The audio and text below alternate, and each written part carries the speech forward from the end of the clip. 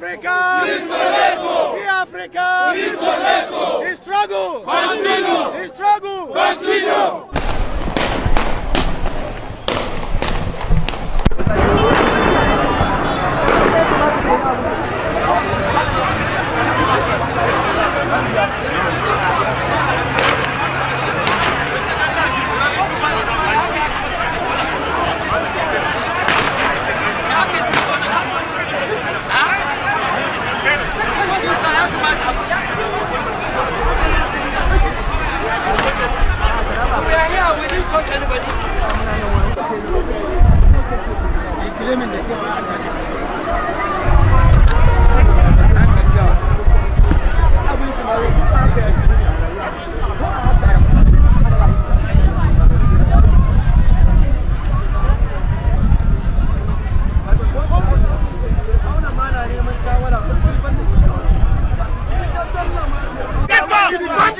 Just imagine Nigerian police begging talks.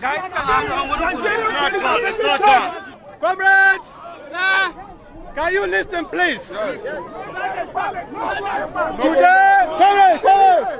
Comrades, today is a very sad moment in the history of democracy in Nigeria. Early in the morning today, we got credible information that El-Rufai have hired one Alhaji Hassan Gwaska, who lives in Hayam Banki. He was a car dealer and hired some thugs to come and attack us. I called the DSS headquarters. I called the DIG operation. I also called the state director of SSS. I gave them the information. While we are here, they came. But we thank God, we have dismantled them. We have chased them away because we have the number.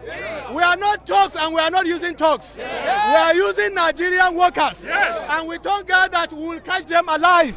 And we are